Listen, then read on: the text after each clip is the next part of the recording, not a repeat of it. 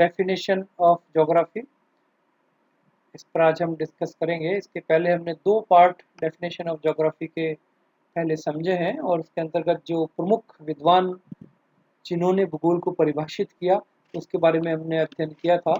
और वो जो प्रमुख विद्वान थे वो फ्रीमैन सेंट्रॉप, स्ट्रैबो, कांट, रिटर, फेटनर, हॉड्सन, क्रिस्तोफन, हैगेट, ब्रोएक, टफी और मॉकहाउस आदि प्रमुख विद्वान थे, जिनकी डेफिनेशन हमने डेफिनेशन ऑफ ज्योग्राफी के पार्ट 1 और पार्ट 2 में स्टडी की थी। और आज ये पार्ट 3 है, जिसके अंतर्गत हम कुछ और प्रमुख विद्वानों की डेफिनेशन जो है कि किस प्रकार उन्होंने भूगोल को परिभाषित किया उसके बारे में डिस्कस करेंगे।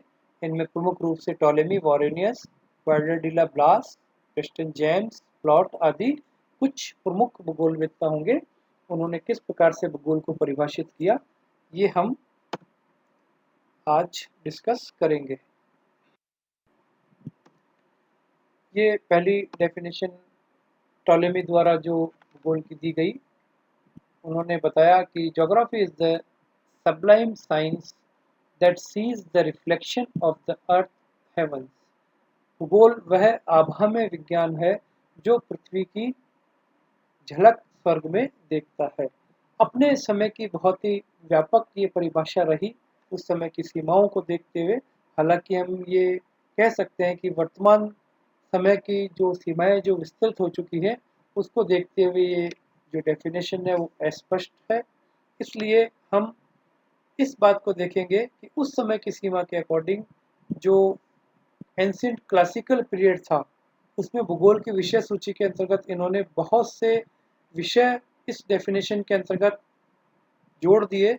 उनमें प्रमुख रूप से पृथ्वी के विभिन्न जल और स्थल खंडों, इसके अलावा जल और स्थल सीमा क्षेत्र, प्राकृतिक दृश्यावली, उसके अलावा मानव बसाव, सभी प्रकार के जो रूट्स एंड ऑक्यूपेशंस जो थे उसको, उसके अलावा पृथ्वी का जो एक्सटेंशन था, उसके अलावा भूगणितीय तथ्य जो पृथ्वी के रहे उनको जोड़ा इन्होंने। और जो बसी हुई पृथ्वी का एक्सटेंशन है उसके लक्षण के साथ साथ टॉलेमी ने पृथ्वी और ब्रह्मांड के समस्त तथ्यों का वर्णन भी भूगोल में सम्मिलित किया। इसमें प्रादेशिक लक्षणों का वर्णन भी मिलता है। तो इसमें इतना विस्तृत इन्होंने भूगोल को अपनी सीमाओं के बाहर जाके अपनी सीमाओं से बहुत ज़्यादा जो उस समय थी भूगोल की उसके अंतर्गत उन्होंने भूगोल में विषय सम्मिलित किए। तो ये बहुत ही महत्वपूर्ण विद्वान रहे हैं रोमन काल के। इन्हें क्लाडियस टॉलेमस भी कहा जाता है, या बेसिक इनका नाम है, टॉलेमी के नाम से ये प्रसिद्ध हुए। तो ये डेफिनेशन जो है इन्होंने भूगोल की दी। इसके बाद हम वॉरेनियस के बारे में डिस्कस करेंगे कि उन्होंने किस प्रकार से भूगोल को परिभाषित किया। 17वीं शताब्दी के ये भूगोलवेत्ता रहे हैं और इन्होंने महत्वपूर्ण उपलब्धियां प्राप्त की भूगोल के क्षेत्र में। और विषय सूची में तथ्यात्मक विकास हेतु जो ये सफल इन्होंने काफ़ी प्रयास किया। इनकी दृष्टि में जो भूगोल की डेफिनेशन है वो आपके स्क्रीन पर है। भूगोल पृथ्वी की सतह है, या भूगोल पृथ्वी की सतह को केंद्र का अध्ययन का केंद्र मानता है और उसे समझाना, मतलब पृथ्वी की जो सतह है उसको अध्ययन का केंद्र माना है वॉरेनियस ने। और उसके पश्चात उन्होंने उसको एक्सप्लेन करने का प्रयास किया। इसके अंतर्गत जलवायु, धरातल के जो लक्षण है, जल, वन, मरुभूमि, खनिज, पशु, भूतल पर बसे जो मानव जैसे तत्व हैं उनका निरीक्षण और वर्णन, ये उसके अंतर्गत सम्मिलित किया उन्होंने भूगोल की डेफिनेशन के तहत। Geography focus attention on the surface of the earth where it is examined such things as climate, surface features, water, forest and desert, minerals, animal and human habitat। ये जो डेफिनेशन वॉरेनियस ने दी है वो आपके स्क्रीन पर है। यहाँ पर ये पृथ्वी है वर्ड, ये तिथि यहाँ पे हो गया है बाय मिस्टेक, इसको आप पृथ्वी पढ़ें कि पृथ्वी की सतह को उन्होंने अध्ययन का केंद्र माना। ठीक है, ये तिथि की जगह आप पृथ्वी इसको पढ़ें। तो ये डेफिनेशन जो है वॉरेनियस ने दी, और यहाँ तक कि वॉरेनियस ने यह भी कहा कि मानवीय लक्षणों को स्पष्ट करते हुए उन्होंने और लिखा, उन्होंने बताया कि किसी स्थान या क्षेत्र के मानवीय लक्षणों के अंतर्गत वहाँ के जो निवासी होते हैं उनका वर्णन, और उनके जो शारीरिक लक्षण है, उसके अलावा उनकी कला, वाणिज्य, संस्कृति, भाषा, शासन, धर्म, नगर, विख्यात स्थल और प्रसिद्ध व्यक्तियों को भी भूगोल के अंतर्गत, उसके स्टडी के अंतर्गत सम्मिलित किया जाना चाहिए। यहाँ तक वॉरेनियस ने अपनी बात को भूगोल के फेवर में रखा। तो ये डेफिनेशन वॉरेनियस की देखी। उसके बाद वाइडर डिला ब्लाश की डेफिनेशन हमारे स्क्रीन पर है, और वो डेफिनेशन है, भूगोल स्थानों का विज्ञान है न कि मानव का। ऐतिहासिक घटना के प्रति किसी विज्ञान की रुचि वहीं तक है जहां तक इसका संबंध किसी देश में घटित घटना से होता है। इसके अभाव में देशों के गुण एवं संभावनाएं अपूर्ण रहती है। ये डेफिनेशन वाइडर डिला ब्लाश ने दी, और उसके पश्चात क्रिश्चियन जेम्स की डेफिनेशन जो है वो हम यहाँ पे डिस्कस करेंगे। तो वाइडर डिला ब्लाश की डेफिनेशन हमने देखी, और ब्लाश की यदि हम और थोड़ी सी बात देखें कि उनके अनुसार भूगोल एक विशिष्ट, उन्होंने विधा बताया भूगोल को एक, इसके अंतर्गत जो पृथ्वी की घटनाएं होती है उनका अध्ययन किया जाता है, स्थान और स्थिति एवं उसके जो वितरण है उसके संबंध में उनकी स्टडी करने पर उन्होंने जोर दिया। और भूगोल के जो अध्ययन क्षेत्र को दोहरा तथ्य पृथ्वी एवं मानव दोनों सम्मिलित किए उन्होंने, और उन्होंने भौगोलिक अध्ययन में 6 संकल्पनाओं को आधारभूत माना। हम जब संकल्पनाओं का चैप्टर पढ़ेंगे तो उसके अंतर्गत इनको और डिटेल में देख लेंगे। तो अब हमारे सामने जो नेक्स्ट डेफिनेशन है वो क्रिश्चियन जेम्स की डेफिनेशन है, और उन्होंने जो डेफिनेशन दी वो आपकी स्क्रीन पर है। Geography is the field sciences that deals with the association of phenomena that gives character to particular placed and which likeness and differences among places। तो ये डेफिनेशन जो है जेम्स ने हमारे सामने प्रस्तुत की, और इसको मैं हिंदी में एक बार आपको बता देता हूँ कि इसकी डेफिनेशन क्या है। भूगोल विधा अध्ययन का वह क्षेत्र है जिसमें स्थान विशेष को लक्षण प्रदान करने वाली घटनाओं के समूह का वर्णन किया जाता है। ऐसे स्थानों में समानता व विभिन्नता दोनों ही विभिन्न स्तरों पर पाए जाते हैं। तो ये डेफिनेशन क्रिश्चियन जेम्स ने प्रोवाइड कराई। उसके बाद में हम नेक्स्ट जो डेफिनेशन है वो प्लॉट की यहाँ देखेंगे, और उन्होंने जो डेफिनेशन दी कि भूगोल गतिशील स्थानिक संबंधों के मध्य प्रदेशों की प्रक्रिया स्वरूप प्रोसेस पैटर्न का अध्ययन है।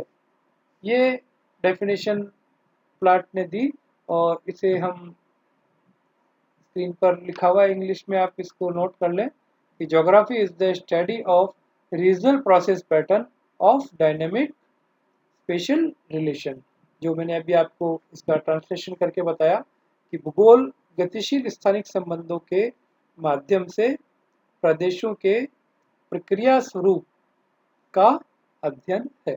ये डेफिनेशन हमको प्लॉट ने दी। इसके बाद हम जो ब्रिटिश समिति है स्टैम्प की डेफिनेशन हम ले लेते हैं। डडले स्टैम्प की डेफिनेशन एक और आपको यहाँ पे एक्सप्लेन कर देता हूँ कि geography is the study of the earth age home of man, of physical environment, of human species. ये डेफिनेशन डडले स्टैम्प ने दी कि पृथ्वी मतलब भूगोल पृथ्वी को मानव का ग्रह मानकर उसके भौतिक परिवेश और मानवीय प्रजाति का अध्ययन की विधा है। कि भूगोल जो है वो पृथ्वी को मानव का ग्रह मानकर और वहाँ के जो भौतिक परिवेश और जो वहाँ की ह्यूमन स्पेसीज है उनके अध्ययन करने की एक मेथड है, एक विधा है। तो ये डेफिनेशन जो है डडले स्टैम्प ने हमें दी, जो हमें बात है। और उसके पश्चात एक और डेफिनेशन आपके स्क्रीन पर है कि ब्रिटिश जोग्राफर्स की जो कमेटी थी उन्होंने जो डेफिनेशन भूगोल की दी वो आपके सामने स्क्रीन पर है, और वो डेफिनेशन मैं आपको बता देता हूँ। Geography is the sciences geography is the science that describes the earth's surface in particular reference to the differentiation and relationship of area। कि ज्योग्राफी है वो एक साइंस है जो डेस्क्राइब करती है अर्थ सरफेस के अंदर पर्टिकुलर रेफरेंस टू अलग अलग, मतलब अलग अलग डिफरेंटेशन जो है, अलग अलग क्षेत्र जो है उसके अंदर क्या पर्टिकुलर चीज़ें वहाँ की प्राकृतिक पर्यावरण के साथ होके और डेवलप हुई है और उनका उस क्षेत्र विशेष से क्या रिलेशनशिप है। ये जो एक्सप्लेनेशन है ये पूरा जो इसकी डेफिनेशन के रूप में हम सम्मिलित कर सकते हैं। तो ब्रिटिश ज्योग्राफर कमेटी की ओर से ये डेफिनेशन सामने है। तो ये डेफिनेशंस जो है कुछ हमने देखी। इसके अलावा भी कुछ और डेफिनेशन यदि आपको कहीं पर भी मिलती है तो आप उसको नोट कर सकते हैं, और कुछ डेफिनेशंस आपको एग्जामिनेशन दृष्टिकोण से याद रखनी होगी जिसके आधार पर आप उसको एक्सप्लेन कर सकते हैं। यदि डेफिनेशन से संबंधित क्वेश्चंस आपके एग्जाम में पूछे जाते हैं। कार्ल सावर ने भी एक और जो विद्वान रहे हैं उन्होंने भी भूगोल की डेफिनेशन दी। उन्होंने भूगोल के अध्ययन के अंदर जो सांस्कृतिक दृश्य भूमि होती है उसके विकास और वहाँ के जो प्रतिरूप और स्थानिक संबंधों की सबसे महत्वपूर्ण और आधारभूत माना कि उनका अध्ययन जो होता है, स्थानिक संबंध जो होते हैं वहाँ के पैटर्न्स के, उनको उन्होंने सांस्कृतिक परिदृश्य के रूप में बहुत ही महत्वपूर्ण माना। तो कार्ल सावर ने भी जो है इसकी डेफिनेशंस के बारे में या इसके मीनिंग के बारे में बताया। तो ऐसे कई विद्वानों की डेफिनेशन हमने आज कंप्लीट कर ली है। तो मैं समझता हूँ कि आपको डेफिनेशंस के बारे में काफ़ी कुछ जानकारी हो गई है। अब इस चैप्टर को आज हम समाप्त करेंगे, और सारांश रूप में एक चीज़ हम और इसमें देखें कि जैसे जैसे समय बदलता गया इसकी डेफिनेशन में हमको चेंजेस लगे, और विशेष रूप से जो द्वितीय विश्व युद्ध था, सेकेंड वर्ल्ड वॉर के बाद में जो स्टैटिस्टिकल्स मेथड्स जो आए, क्वांटिटेटिव मेथड्स जो उन्होंने भूगोल के अंदर प्रवेश किया 1960 के दशक की यदि हम बात करें, बिहेवियरल ज्योग्राफी, इसके अलावा एरियल फोटोग्राफ, सिस्टमेटिक एनालिसिस, ये सारी चीज़ें जो है शोध की शाखाओं में विश्लेषण करने के अंतर्गत नवीन नवीन चीज़ें हमारे सम्मिलित हुई। इसके अलावा 1970 के दशक की हम देखें तो रिमोट सेंसिंग का जो है एंट्रेंस हमारे भूगोल के अंदर हुआ, जिससे काफ़ी विस्तार जो डेफिनेशन के अंदर देखा गया, और बहुत ही विस्तृत दृष्टिकोण से वर्तमान में इसकी परिभाषा को देखा जाता है। और यदि वास्तव में भूगोल की परिभाषा के बारे में हम एक जनरल एक आम बात करें तो वास्तव में जो भूगोल की परिभाषा है न तो पहले वाली चीज़ पर अड़े रहने वाली है कि जड़ता नहीं रखती पुरानी चीज़ों से, और न ही पीछे देखे मात्र नव नूतन की जो बात है वो ग्रहण करने की आशंका है कि नवीन ग्रहण करना है, पहले को तवज्जो नहीं दे, ऐसी बात भी नहीं है। तो कहीं पर भी भूगोल की परिभाषा को लेके कोई अड़ियल रुख नहीं रहा विद्वानों का। उन्होंने हमेशा इसको गतिशील बनाए रखा, और पुरातत्व जो चीज़ें रही, पुरानी जो डेफिनेशंस में जो चीज़ें रही, और वर्तमान मेथडोलॉजी में चेंज होने से जो चीज़ें और अमेंडमेंट होकर उसमें ऐड हुई, उन सब के बीच में पुल बनाते हुए भूगोल की डेफिनेशन को रखा गया। तो बहुत ही व्यापक जो डेफिनेशन है वो आज के युग में भूगोल की हो गई है।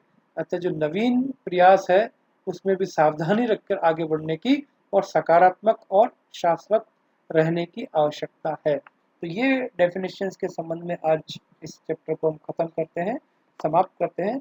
इसी के साथ नेक्स्ट जो चैप्टर लेंगे या जो नेक्स्ट हमारा व्याख्यान होगा वो आपको बहुत ही जल्दी आपके साथ डिस्कस किया जाएगा। Thank you.